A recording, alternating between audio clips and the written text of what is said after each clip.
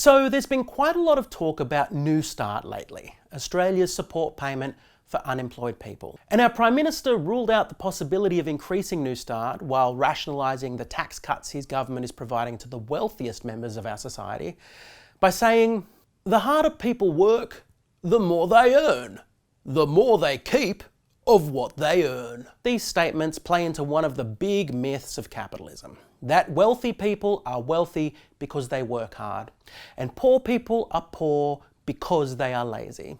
And therefore, wealthy people deserve to be wealthy, and poor people deserve to be poor. And we know that's bullshit, right? There are people in poverty who work fucking hard, multiple jobs, just to try and make ends meet. And there are people who will never have to work a day in their lives because they live off inherited investments and passive incomes. Yes, capitalism can reward hardworking people, but ultimately, capitalism rewards capitalists, those with the means and privilege to recognise and capitalise on opportunity. And the people who have that privilege are generally people who already have money.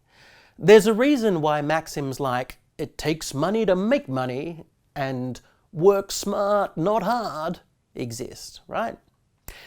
Now, I believe the role of a society's government should be to firstly work to extend that privilege to everyone, or at least as many people as possible. Secondly, to make sure that the opportunities exploited do not come from the abuse of the health or well-being of others. And thirdly, a government should be obligated to step in to assist those who've fallen behind and to care for those who need to be cared for. I'm going to borrow a lovely metaphor that John Green used in his podcast, The Anthropocene Reviewed. A society is Mario Kart. Welcome to Mario Kart! You know, we're all racing around the track trying to get ahead. And if you have certain skills and experiences, you can deftly race around the corners and get in front. But it's chaotic. Crazy things can happen. You can be doing great and then suddenly find yourself spun right off a cliff by a lightning bolt or a piranha plant. In Mario Kart, there are these little question boxes scattered around the track that will give you a random item to help you. Except it's not completely random. If you're coming first or second, you're likely to get a weaker item, like a banana peel or green shell or some coins. And if you're towards the back of the pack, you're more likely to get something really good. A star that will make you invincible, or a bullet bill that will race you forward. The end result, the people coming up the front, they usually still wind up winning. But it's pretty close. And the people at the back, well, they aren't trailing laps and laps behind. And largely, that's how I feel a government should interact with society. It should use its resources to help those who are struggling, to keep them on their feet, keep them participating. Now, Scott Morrison's view, and a conservative view, is the opposite. It's not fair that those coming last get all the good items. We should give the best items to those coming first. After all, they're winning. They've got the skills. They're working hardest. And look, there is a certain logic to that. If we give our resources to the best of us, imagine what they could achieve. Imagine how far ahead they could get. Imagine their exceptional lap times and the records they could break.